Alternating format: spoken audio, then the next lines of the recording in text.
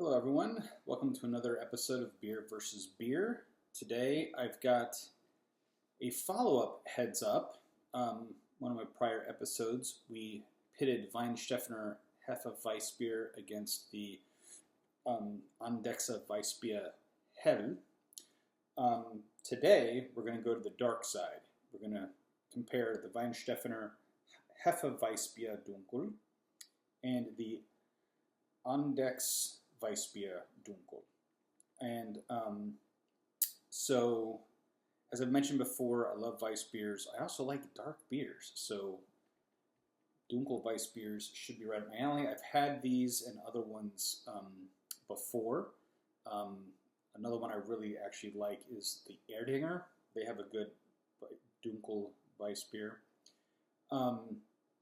So, just quickly, the Andechser comes in at 5%, and the Weihenstephaner comes in at 5.3%, so fairly close.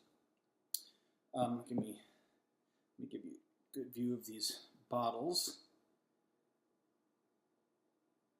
I think Weihenstephaner has some of the most beautiful bottles on the market. The caps are actually pretty cool too. I should have been doing that in other videos. Oh, they shine too much. You can't see. Sorry, my lighting is terrible. I do have some lighting coming soon, so hopefully it'll get better. I don't have the greatest setup here in my home, so bear with me. Let's go ahead and crack these open. I'm very interested to see which one of these I like better. I mean, really, they're two of my absolute favorite brewers, as I've mentioned before. So that's one reason. And as I've also said, I like Weissbiers. The one thing I would also like to do perhaps sometime would be to go outside of the categories or the strict limits of the categories.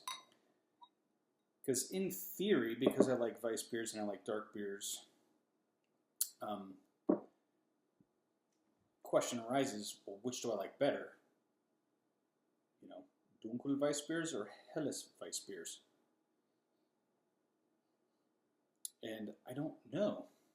I've never really done a head-to-head matchup between them.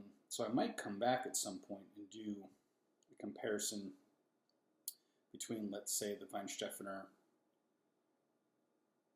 Dunkel versus regular, and the Andechser Weissbier Hell versus the Weissbier Dunkel, and see which of those I actually prefer, because I don't know. And that's actually, for me, this isn't my favorite way to drink beer. One, I usually don't like drinking all of that so quickly. It kind of distracts for me from the actual overall experience.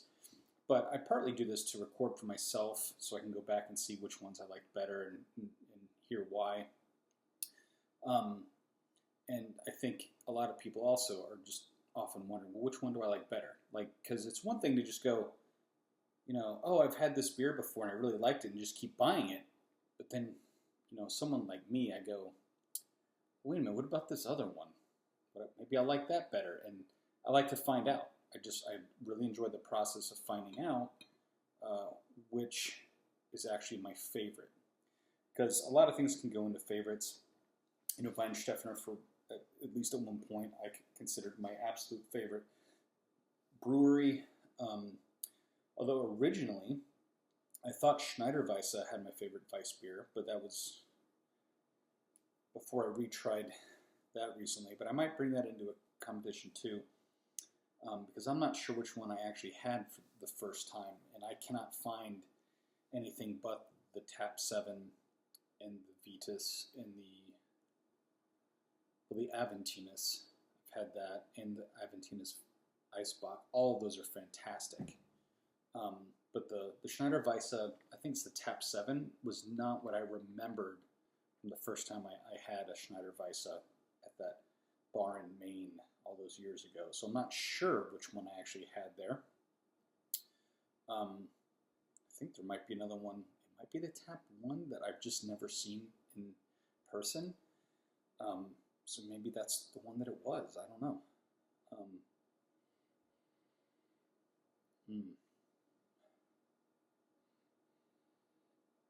I do love the way these froth, but it can get a little annoying because you want to dive right in, but you can't. You got to wait for the foam to go down a bit. I mean, look at that head. I'm not talking like 4 fingers. Not that you could even see me doing that, but I mean, that's huge.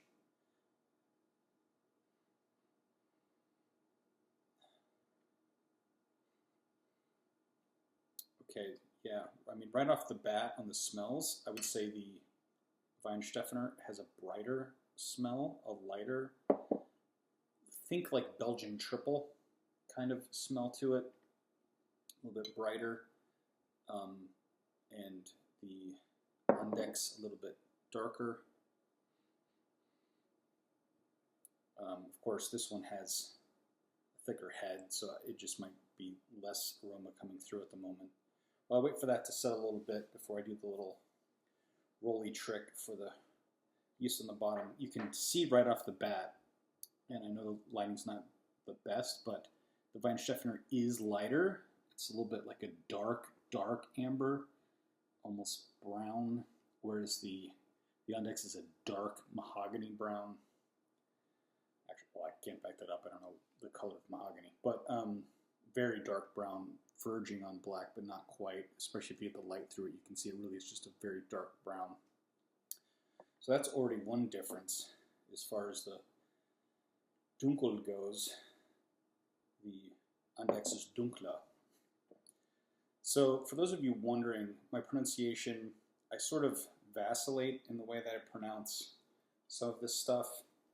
I have studied German mostly for reading and research purposes. Boy, I got a lot of yeast in that time. I've found that the rolling thing actually does a better job than just the swirling, but I'm also not sure. Another thing I would like to do is sometimes actually compare with and without getting all of the bottom sediment in there. So I'm actually not sure if I prefer it without, but I like to just put it in there because it seems to be the traditional thing to do, so why not do it that way? I think the brewers kind of intend you to have that in there. But I guess if you get it on tap, you wouldn't have that, right? I'm assuming. So maybe it's not that important. Anyway, but I have studied German. I wouldn't say I speak it very well. I can sometimes have conversations with people sort of randomly on a everyday level. But most of my German has been for reading and research purposes. I did do things like Pimsleur stuff, and I took some courses at the Goethe Institute in Washington, D.C. several years ago. I listened to German podcasts and videos sometimes, and I enjoy listening to it. But my pronunciation for an American is probably pretty good, but that might not be saying much. But you might notice that I might change the way, I might anglicize it more sometimes than others. Sometimes I might throw in more of a, my attempt at a German accent than others. It's just however it hits me at the time. But I will say, I think some people might wonder, it's like you see things like, okay, the label says Kloster Andechser. Okay, so why do you call it Andechser Weissbier Dunkel? And you'll notice that actually they do it both ways on the label, right? You have Kloster Andechser, which is like the Andechser monastery, cloister. And then Andechser, E-R, Weissbier Dunkel. And I think the reason, my guess is that, well, and likewise you might see stuff labeled as, you might hear, Weihenstephaner or Weihenstephaner. Although they just put Weihenstephaner on the label. So it is actually interesting. My understanding, if any of you actually even care, is the is sort of like the, in this case, because it depends on the gender of the noun, the Andechser is sort of like the possessive. It's the, so if you were going to use the von as like the participle form, it would probably be Weissbier Dunkel von Andechs. So that would be the Weissbier Dunkel of or from Andechs. Or you could say Andechs's Weissbier. And in German, it would be Andechser Weissbier instead of just the way they do plurals. Possessives, the genitive case. And I could be wrong on that, so feel free, if those of you who are German scholars. I did a lot of German. I taught beginning German to Bosch Rexroth people, but I'm not fluent. And especially going from English to German, I've actually helped translate things from German into English. And I did some translations of German into English for my dissertation, but I'm not a professional translator, and I don't claim to be off the cuff that good. That's just something I've noticed, and I think that's the explanation why it's Andechs and then Andechser, and sometimes people say Weihenstephaner or Weihenstephaner. But anyway, that's my thing. 11 minutes in, we haven't even gotten into the beers yet. Sorry.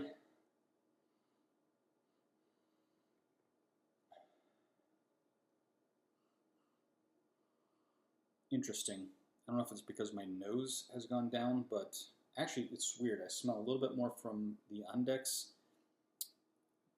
than I did before, and a little less from the Weihenstephaner than I did before. These aren't the greatest glasses because the point doesn't quite come up to a point enough.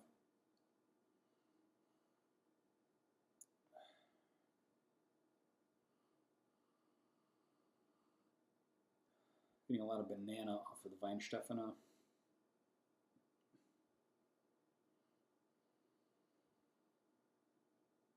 A little bit of banana on this. I think the Weihenstephaner's got, like I said, a brighter, a little bit stronger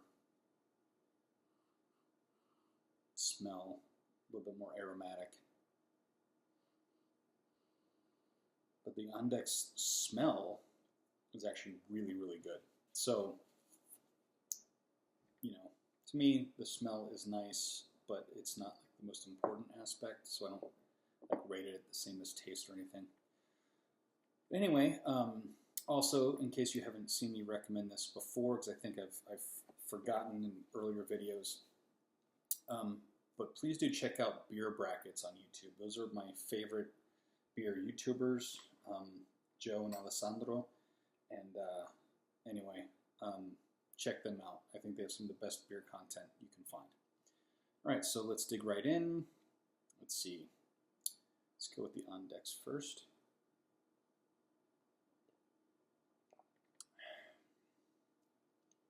Oh, yeah. Yeah, that's good.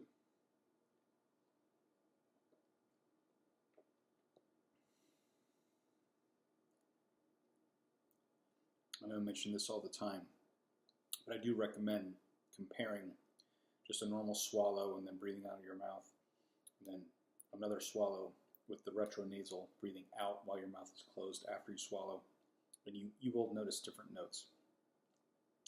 So the Andechs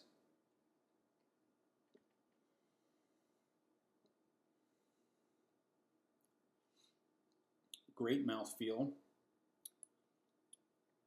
Definitely picking up some toasted notes, the toasted bread, a little bit of a slight bitterness, verging on a sourness note on the finish, but very smooth mouthfeel before that, which I really appreciate.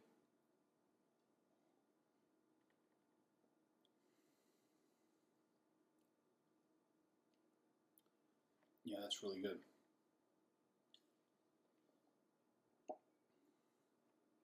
Definitely got that sort of dark roasted character is what I'm picking up.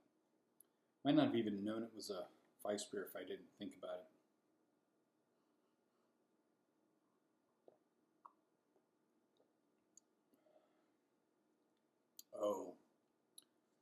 that banana really pops. Like you definitely notice that.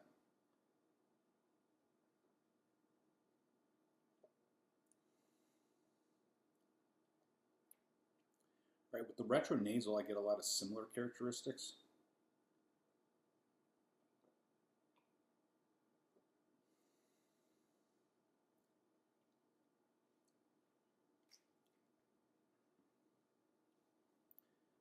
I'm still noticing a little bit of the Belgian triple sort of. I mean, not really. It's not equivalent to a Belgian triple, and I mean, let's face it, Belgian triples can also taste quite different from one another. But there's something about it that reminds me of it. It's like the sweetness, not quite syrupy in this case, but I don't know. Yeah.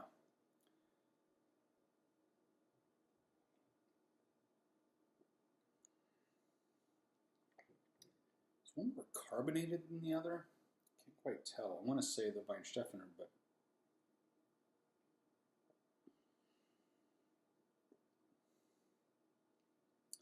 yeah, the mouthfeel and sensation on the tongue is a little bit sharper on the Weihenstephaner compared to the Andechser.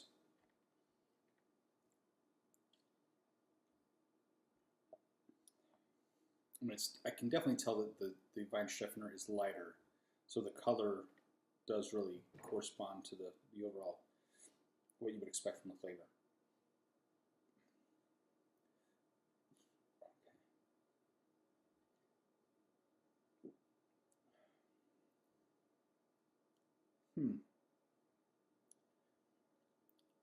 Picking up a little bit of dark fruit note.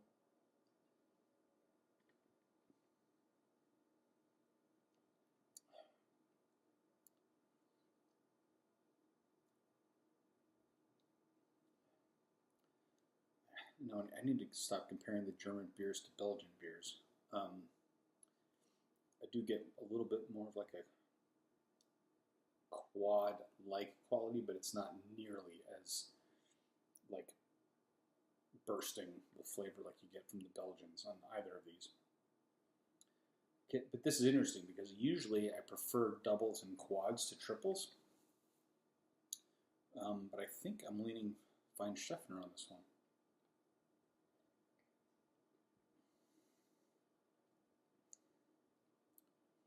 I think it's because I get more of the banana clove flavor.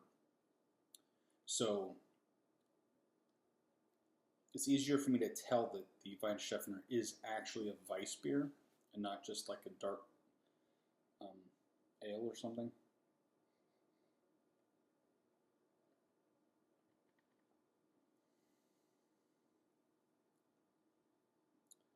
I mean, there is a little bit of the banana in here in the Andechser. It's just not, it's easily discernible as the banana flavor.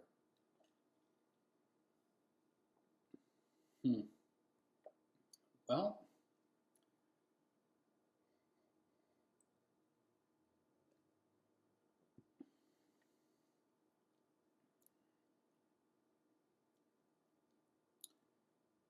all right, that is very good.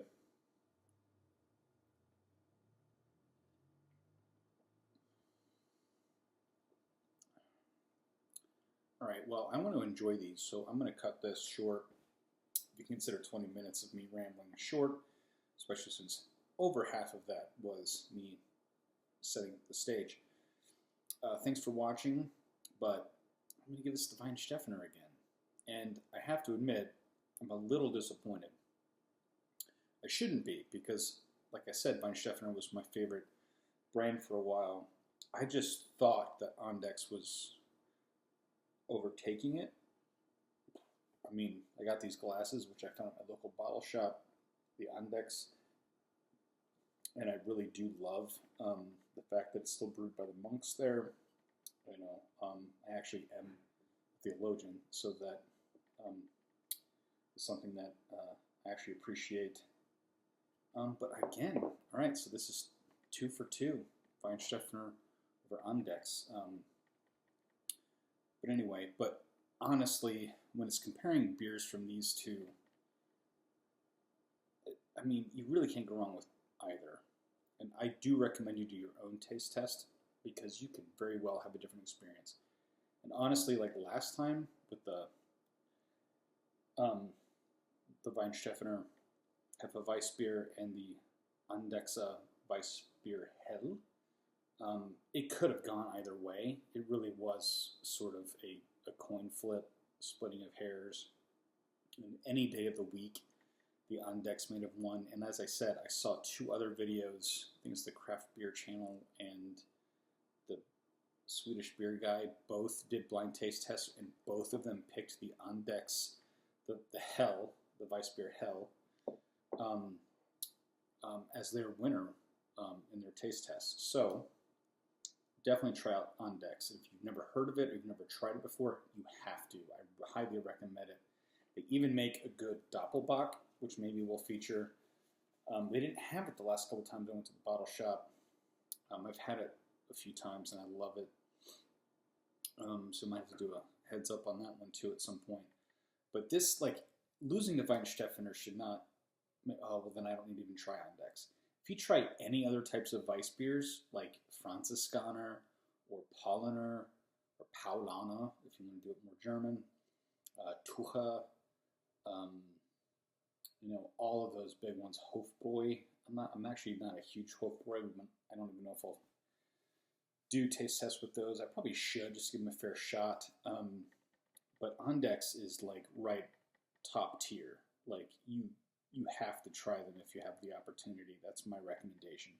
Don't pass them over and just keep, like, I can't imagine I'll ever just stop buying like either of their Weissbiers, the Hell or the Dunkel, just because it lost to Weihenstephaner.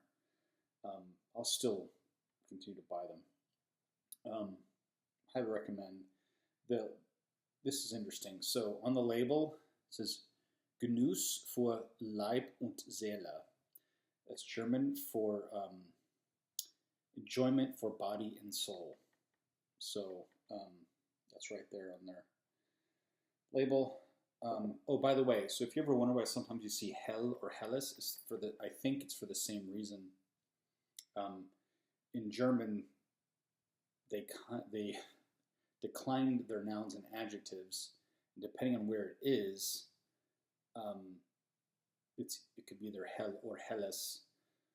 And there's all these rules. I don't really want to get into it, but anyway, that's why. It just has to do with where it's fitting in a sentence or clause, or usually when I see it stand alone, it's usually called a Helles. But Weissbier Hell, when it comes after it, they usually do it without the es on the end.